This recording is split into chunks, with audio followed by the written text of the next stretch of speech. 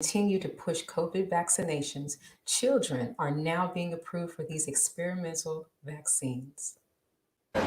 The vaccinations for children 12 to 15 years old began today at some sites in Georgia, moving before the rest of the nation, and prior to the CDC's review, the first shots were administered after the FDA expanded Pfizer's emergency use authorization. By Thursday, vaccination sites across the nation will likely start inoculating the nearly 17 million kids who qualify, giving them the same dose and the same two-shot regimen as adults. I'm really excited to be able to hang out with my friends now. I could not wait to get my children vaccinated. My dad passed away in December from COVID. With the vaccine 100% effective for children in the clinical trial, the vaccinations are the best shot, say experts, for a safe return to school, to summer camp, and for sleepovers. 13-year-old Caleb Chung took part in the trial. I'm really feeling hopeful and optimistic. Though the vaccine is nearly ready for mass use, hesitancy remains a problem. And today on Capitol Hill, senators said so is trust, blasting top health officials, saying the nation is losing confidence in their guidance. Joining us for more on this is our weekly contributor, Dr. Akili Muhammad. Greetings, sir. Greetings, ma'am. How are you? I'm great. Doctor, what are the potential risks in children versus adults when it comes to vaccines in general? Well, a child doesn't have the same capability to withstand negativity as an adult. It's called, kind of similar to any other capacity of something larger versus something smaller. The capacity to store toxins, the capacity to deal with challenges against the system are automatically going to be improved in an adult versus a child because of the maturity of the body. And so even though we're in the midst of a pandemic, I think it's important for us to remember that at the beginning of this pandemic, there was not a lot of talk about younger people being a threat. It was thought that young people were pretty much protected because of their youthful immune systems, but also because most children don't have any comorbidities and other things that we would have to worry about them getting the disease and it furthering into very serious consequences. Now, what are the general medical community's concerns with the mRNA vaccine being approved for children? Well, I think one of the things that I always lean on is when we were evaluating the FDA emergency use authorization, there was a full day of so-called experts from around the country and around the world that were evaluating this vaccine. And all of the concern from the pediatric doctors or the doctors that did see children were that there weren't enough people in the younger numbers in the study for them to really be comfortable, even with the 16-year age that the vaccine was initially approved for. And so now that we're going even lower now and the 12 to 15-year range has been accepted, many people that have children's best concerns in their forefront of their mind are thinking that we haven't had enough time. And the evidence from sites like their site, the Vaccine Adverse Event Reporting System, which has in excess of 200,000 reports. And there's some estimates that this is less than 1% of the people that are having, or around 1% of the people that are having problems with these vaccines. And so if we have been inundated with this push for vaccines in this country and now around the world, but specifically in this country since December, and we're only seeing 1% of people reporting that they're having a problem, when we already have in excess of 200,000 people that are complaining that they were injured by this vaccine, Johnson & Johnson, Moderna, as well as Pfizer, then what are those numbers going to look like as the report just mentioned, there's 17 million young children in that age range, 12 to 15, that qualify for this shot. And they are getting not a lower dose, as a younger person, probably a smaller person than most adults, but they're going to get the same dosing that adults are getting. My concern, and I think a lot of concern in the medical community, is that we're going to continue to see a lot of adverse effects, and potentially they could be even more extreme in the younger generation. Right. Now, speaking of adverse effects, recently you and I discussed the findings of blood clots. What concerns do you have for young girls in particular in regard to this COVID vaccine?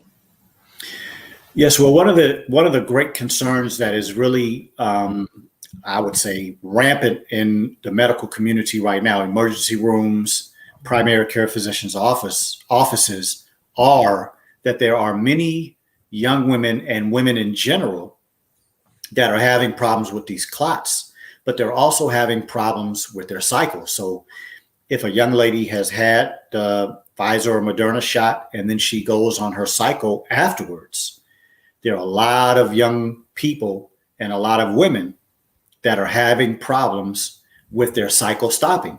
So let's say, for instance, that a person typically has a cycle 5 days to 7 days during their cycle of having to wear pads or tampons or whatever they use. There are people that are complaining that their number of pads have increased, the number of tampons have increased, the number of days that they're bleeding has increased, and many women are having uncontrolled bleeding. And then the most harrowing aspect of this is that I have heard a couple of reports that some physicians are suggesting that these young ladies get hysterectomies.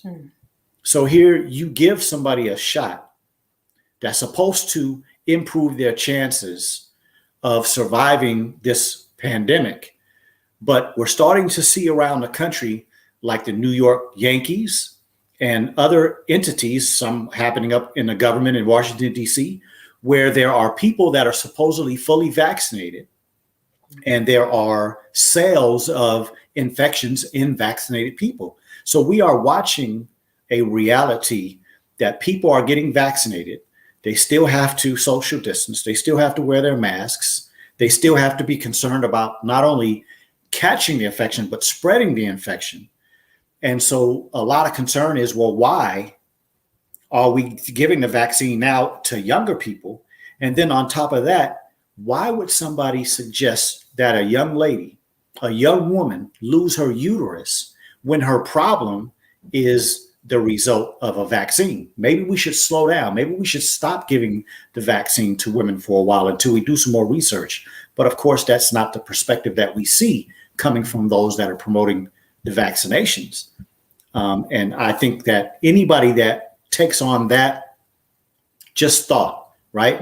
I give you a vaccine, you're going through just a typical cycle, a typical natural perspective that a woman goes through every month. And after the vaccine, things go haywire, and you want to take my reproductive organs out of me because of the side effect of a vaccine.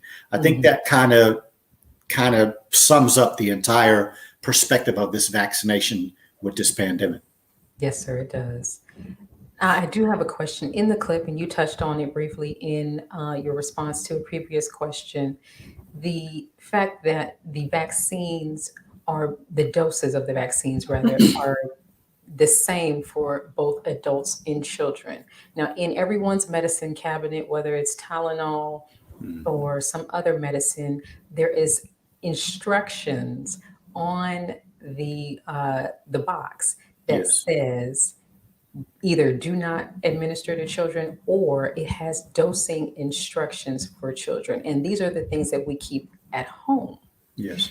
What do you think the potential side effects could be for these vaccines being administered to our children? Well, my immediate response would be potentially dangerous. because as I said a few minutes ago, as the numbers increase with those that are reporting side effects that they're getting from these vaccines, we're about to start increasing the number in younger children. And if their bodies are less capable, which is typically the reason, the example that you give is such a wonderful example, because if you go in somebody's medicine cabinet and they have young children, you might see something that says Bayer or aspirin or Tylenol or naproxen, but you'll probably see something in that household that says children's Tylenol or children's motion, chewable something for a child, right? A different dose, usually a much smaller dose, but yet that's not taken into consideration in this study. And then you have to also look at what that report that we listened to said. It said that the vaccine was 100% successful in the trials. But the question is, what does that mean, right? And we don't have time to go on that today, but my point is that the majority of the public doesn't even understand what that means by 100% effective, because what we're seeing in the public, in adults, there has been nothing 100% effective from a positive perspective. And so I am really concerned. I don't see that there are going to be good results after these numbers start to increase. I think it's going to, the adverse events, the deaths, the number of complications are going to increase in these children, probably at a higher exponential rate than they have with the adults. That's my concern. Now, before we let you go, Dr. Akili, on your Ultimate Wellness group, what will you be discussing on the next episode? Yeah, so today we're having the Ultimate Wellness Group Transformation Testimonial Tuesday, where those that have benefited from that wonderful book that sits behind me, How to Eat to Live by the Honorable Elijah Muhammad, there are going to be some people that are going to come on the show tonight, and they're going to talk about certain conditions or certain problems, maybe even medical diagnoses that they have gotten from a doctor, and how they have had some success and seen some benefits by trying to strictly adhere to the teachings of How to Eat to Live. So please come join us. I think it's going to be a wonderful show, an empowering show. So if you get a chance, come on to The Ultimate Wellness Group on YouTube, or The Ultimate Wellness Group on Facebook. We look forward to having you. As well as we will be also doing Blackstream.live, which is a Black streaming network owned by us. And so it's something that we want to start supporting. So come on and check us out. We'd love to have you. Yes, sir. Thank you as always. And we look forward to speaking with you again next week. Thank you. I appreciate you. Let's pause for announcements from our sponsors. Coming up, Tony Muhammad will discuss with us the government's push for people to be vaccinated. We'll be right back. Be a part of the force that powers truth in journalism. Go to nnvnews.com/donate.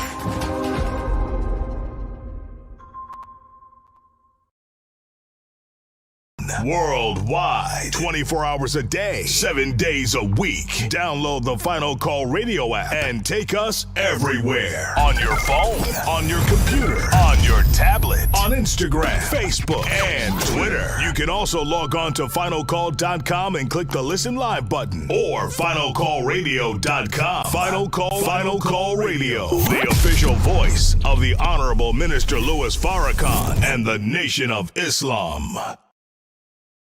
Please share your thoughts with us in the comment section below. Follow us on social media at NNV News, and please subscribe to our YouTube channel at National Network View. I am Anissa Muhammad with nnvnews.com.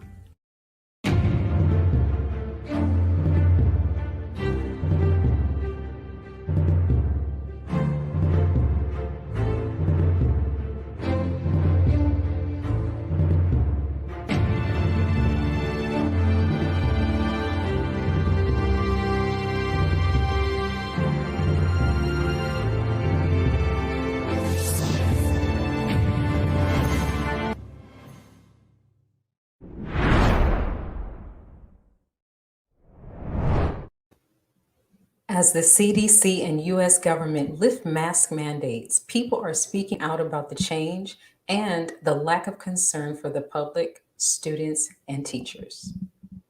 I think that people should have the right to choose what they believe. I definitely do not like wearing masks and feel like it's not the best for me. After expressing concerns about the mask mandate all year, Jameson's parents, Jim and Sharon, say they decided to file a lawsuit and injunction against the district. We have made the decision as a family to take it as far as we feel we need to take it. On Wednesday, the district started separating students who choose not to wear a mask from students who do. Yesterday, I got stopped in the hallway well before I made it to class, and pretty much just got put in the auditorium all day. Thursday was day 2 of the district placing students who don't wear a mask in other areas, like the auditorium and library.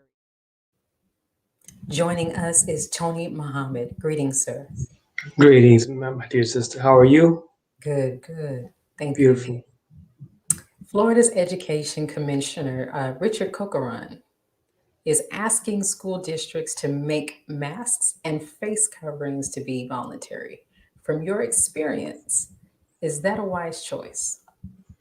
No, it is not a wise choice, dear sister. And I'm going to veggie back off of what Dr. Akili mentioned earlier in the interview that you just did with him. Even if these children get vaccinated, which right now we're seeing even the case with the New York Yankees, as Dr. Akili mentioned, 9 players and staff members got vaccinated and they tested positive for COVID-19. And we see repeated cases all over the news in which even though the adults, we're talking about adults here, we're not talking about children, the adults get vaccinated and they're ending up with COVID themselves. And now when we have children coming into the classroom and now they have the choice, oh, well, if I want to, I could not wear my mask. And they could have COVID themselves. They could be vaccinated, but they could become spreaders of COVID. We also have many people that are asymptomatic who spread the virus. And so all of this is not safe right now.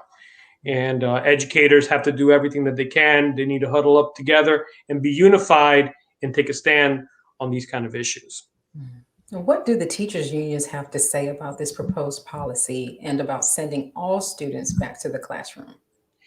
In Florida, it's been pretty much only the unions that have been standing up for teachers and speaking out about the concerns of mixing up children with too many children in certain classrooms with teachers.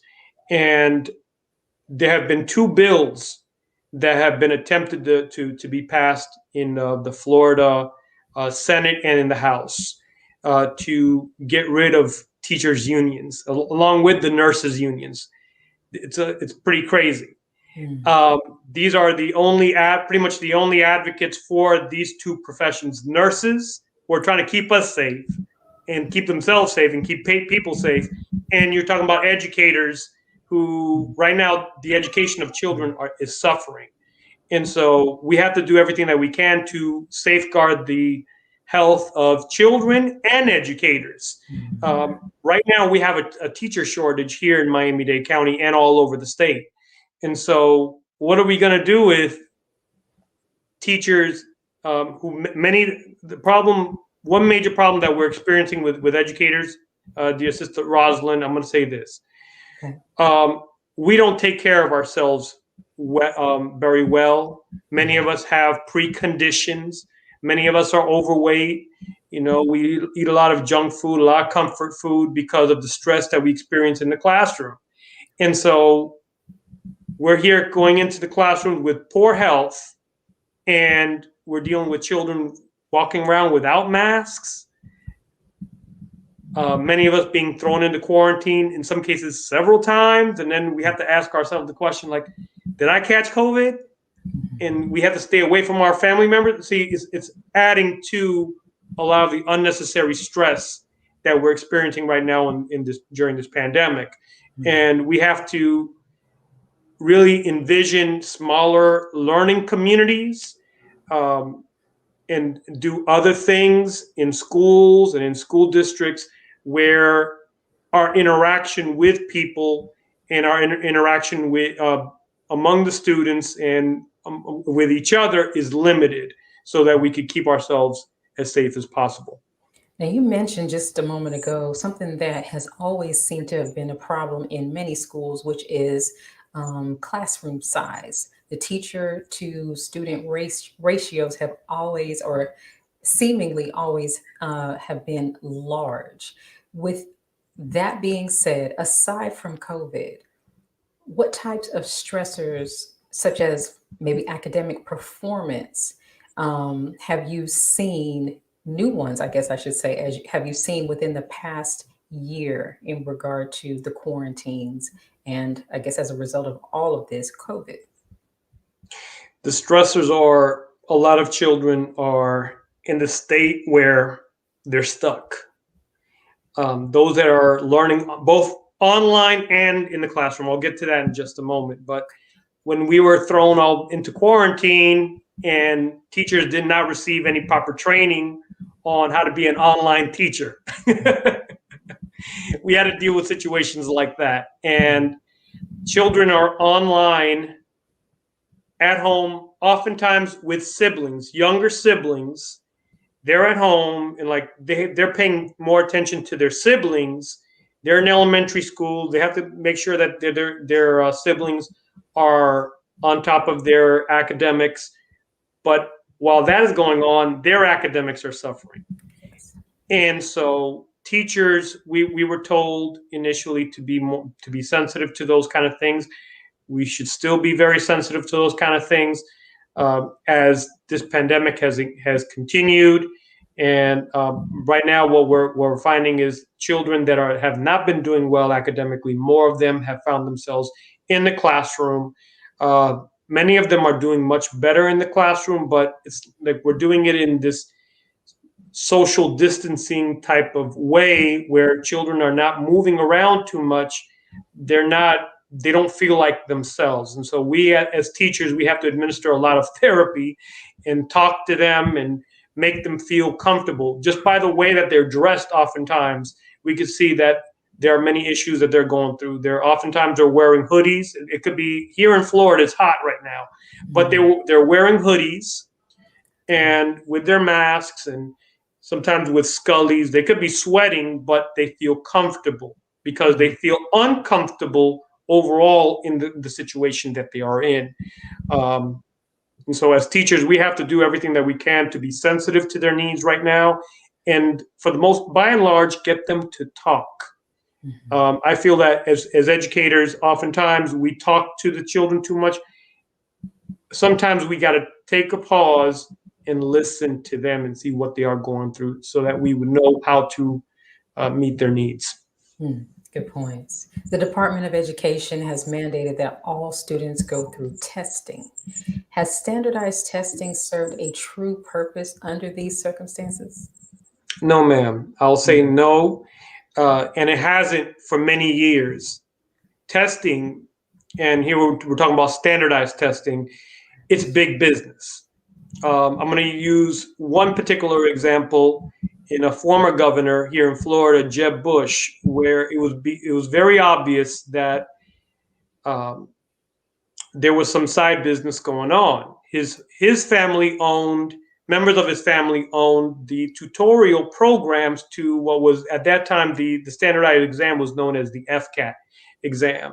And that was being sold to school districts all over Florida. Every school district purchased those programs. With every governor that has come in, they've put in some new company in place to now create a new exam. And then a couple of years later, a new exam would be created. And so it just becomes big business. We see the problems that a lot of these youth have been experiencing. It's not just COVID, right now during COVID. Their education has been suffering for a long time, where you have teachers that have to hurry up and teach according to a pacing guide, even though they see that students are not keeping up with what they're teaching. But according to the pacing guide, you have to teach this this particular subject from this particular time to this particular time, and you need to hurry up. And then, but you have, you know, all these children, they're like, okay, well, I didn't get it. Can I get extra help? The teacher cannot provide much help because now you got to move on to another subject. Because if you get observed by anyone, by the district or by the state, and they see that you're not on the subject according to the pacing guide, then you could lose your job. And so right now, the educational system is not meeting the needs of our children. We really do need an educational system of our own independent education where we can meet the needs of our children. I work for an agency along with the school that I work at where we take very special care of children that are not doing well in school. And then we set up programs and curriculum specifically designed for them to meet their needs. Now, very quickly, what would you recommend for parents to do right now as it relates to children who are struggling with their education? I would say that there are resources available practically in every city and in every state that you have access to. Do as much research as you possibly can so that your child could have access to those resources. Oftentimes, these resources are free. Do the research. And if you can't find any real free programs for your child, whether it be online or physical, definitely do some research on some educational programs that you could afford. And because the investment of your child is the investment of your future. I'll just say that. That's right. Great points. Thank you so much for joining us. And I look forward to hearing more from you in a coming episode. Thank you. Thank you for having me, dear sister. Peace. Peace. Let's pause again for announcements from our sponsors. After the break, I will sit down with Lord Roka for an interview. We'll be right back. Be a part of the force that powers truth in journalism. Your support helps to combat false media. Cash App NNV News. Greetings from National Network View. This week's Final Call cover story headline memorializes the late, great DMX. Last week, DMX's life was celebrated at the Barclays Center in Brooklyn. Large crowds gathered to honor the legend. They were there to remember a man who wasn't afraid to express his pain with the world. The Honorable Minister Louis Farrakhan spoke via Zoom to the large audience. He delivered words of comfort, wisdom, and guidance to everyone under the sound of his voice. DMX will live on. This FCN volume number 29 edition features the middle page article is a transcript of what the Honorable Minister Louis Farrakhan said at the memorial. To read more, subscribe to finalcalldigital.com and tune in to the all-new Final Call Radio.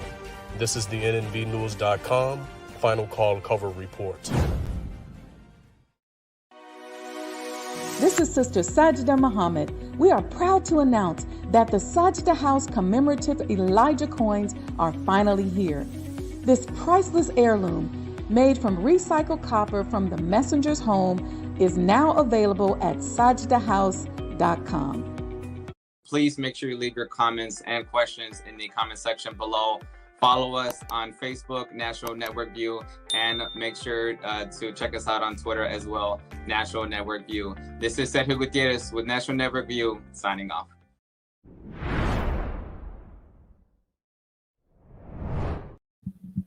West Coast hip-hop artist, entrepreneur, and activist Lord Roka is up next. Let's take a look at what he's been doing in our communities.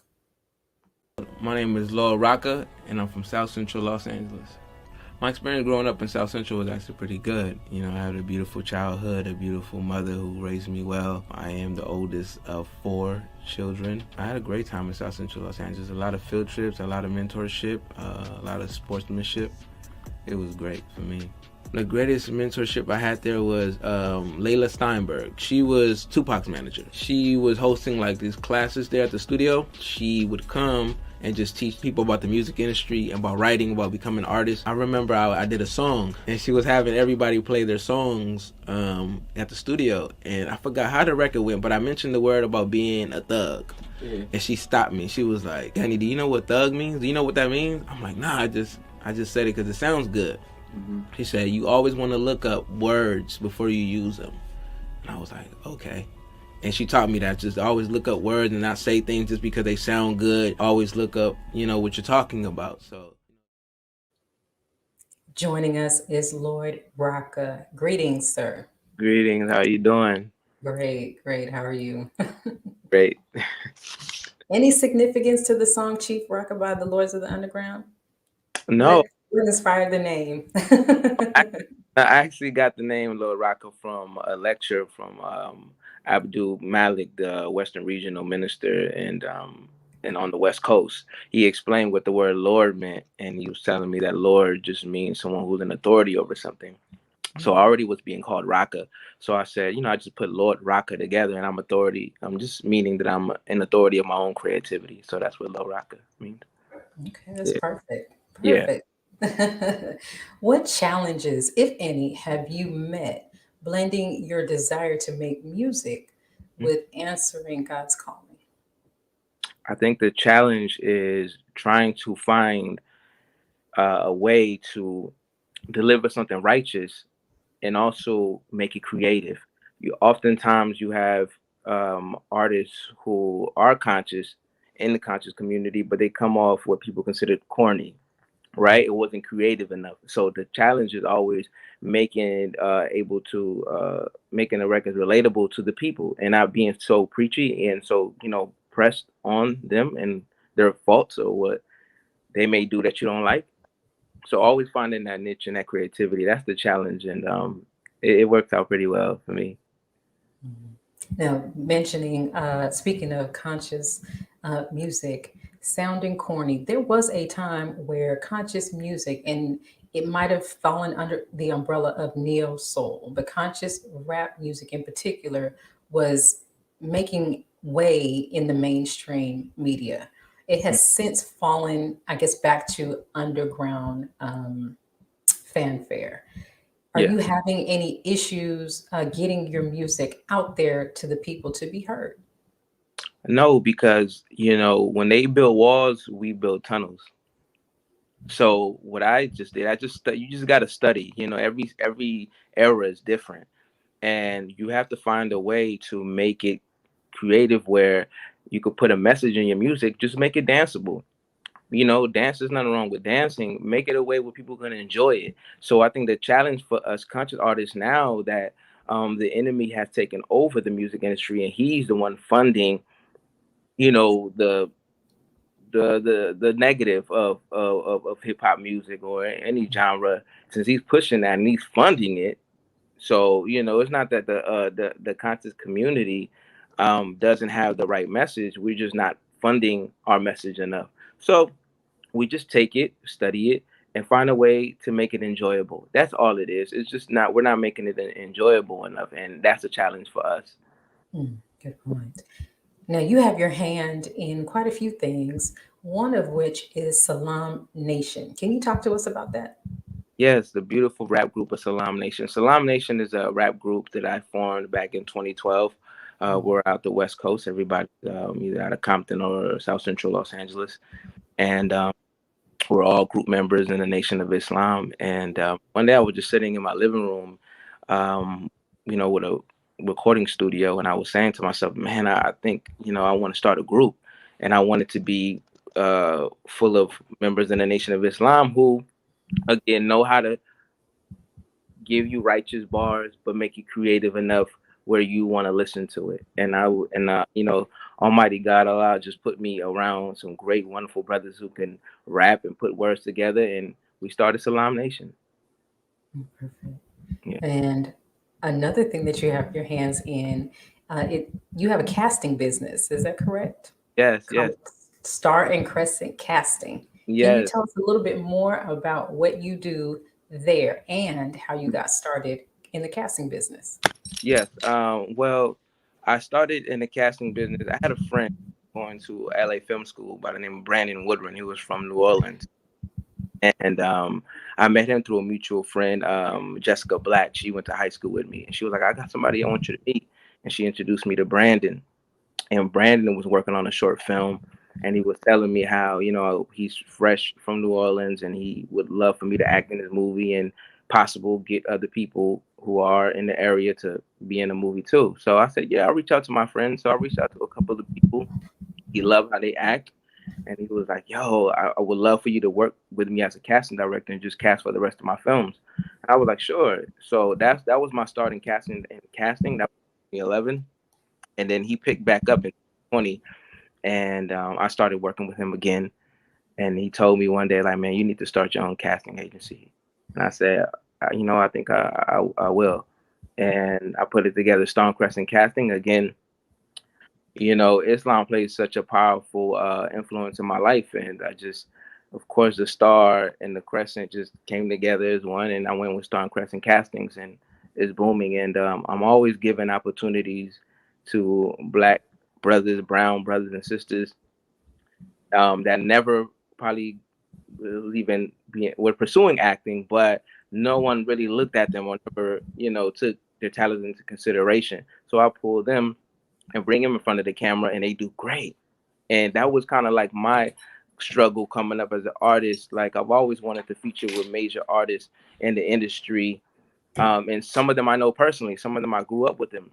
But it seems like once they get in them doors, they never turn back to their community and come back and look out. So I was like, that pain that I had about not being able to reach out and work with them is what influenced me to be the person that I always wanted in my life. So yeah, that's the power and the influence behind Stonecrescent Casting. Now, you have a lot. You're a rapper, an entrepreneur, you have a casting business. Yeah. Are you working on any new music? I saw a freestyle or two. Are you going to be dropping anything in the near future?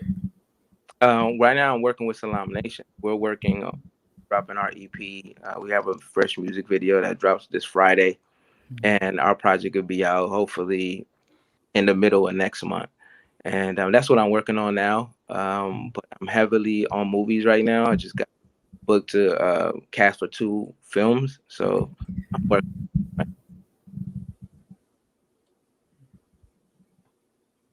Oh, we lost you. We lost your sound there. Oh, can you hear me? I can hear you now. Okay. Yeah. So I was saying that. So I'm working with Salam Nation right now. We got our EP coming next month. And right now I'm heavy on movies. So I'm casting for 2 films right now. Okay. Yeah. Now, last question. If interested, how can our viewers contact you if they catch the acting bug? So you can contact me at stonecrescentcasting@gmail.com. And also you can follow Stonecrescent Castings on Instagram. Those are the 2 best ways to contact me. Send me a DM, send me an email. I'll always respond. I'm always close to my phone. That's the best. Perfect. Well, thank you, Lord Roka. I look forward to checking out some more music and freestyles from you. I've been all through your page. So I'll be looking and listening for your project coming out this Friday. Most definitely. Thank you so much. I appreciate the love. Thank you. Thanks for joining us today and tuning in to National Network View News. Please share your thoughts with us in the comment section below. Follow us on social media at NNV News, and please subscribe to our YouTube channel, NNV News. This is Rosalind Parks with National Network View News. Good night. Be a part of the force that powers truth in journalism. Go to nnvnews.com/donate.